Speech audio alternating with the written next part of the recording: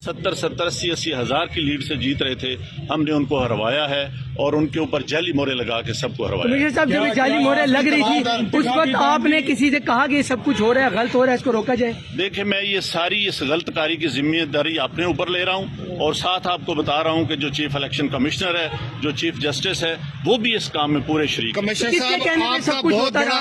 ये इतना सब कुछ जो हुआ आखिर किसके कहने पे होता रहा? आप क्यों प्रेशर में थे? किसने ऐसा किया? मेरे ऊपर कोई दबाव नहीं है। मेरे बाप दादा भी अंग्रेजों के खिलाफ और सिखों के खिलाफ जंगें करते रहे हैं, लड़ते रहे हैं ये मुल्क बनाने के लिए।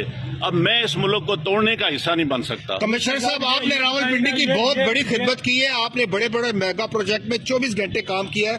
ये बताइएगा कि आपको कमिश्नर चीफ इलेक्शन कमीशन दबाव में ला रहा था कि ये करें सारे काम, लोग जीतों को आपने हराया, आपको नींद कैसे आती रही? किस तरह आपका ज़मीर जाग गया? देखिए, मैंने रावलपिंडी के लिए 14 16 घंटे काम किया है। मैंने यहाँ रिंग रोड बनाया है, ददोचा डैम बनाया है, होली फैमिली हॉस्पिटल बनाया है, जिमखाना बनाया है, मैंने लारी अड्डे बनाए हैं, मजदूरों के लिए सेंटर बनाए हैं, मंशियात के अड्डे सेंटर बनाए हैं। सब कुछ मैं अपने मुल्क की बेहतरी के लिए करता रहूं, लेकिन आखिर पे मैंने जो इस मुल्क के पेट में छुरा घूंपा है, मुझे वो सोने नहीं देता। मैं ये सुकून की मौत बर्बाद करता हूँ। मैं जो मैंने जुल्म किया है, मुझे उसकी सजा मिलनी चाहिए और बाकी भी इस जुल्म में जो लोग शामिल हैं, पुलिस भी शामिल है? उनके नाम बताएंगे जो लोग आपके साथ यहाँ पर थे?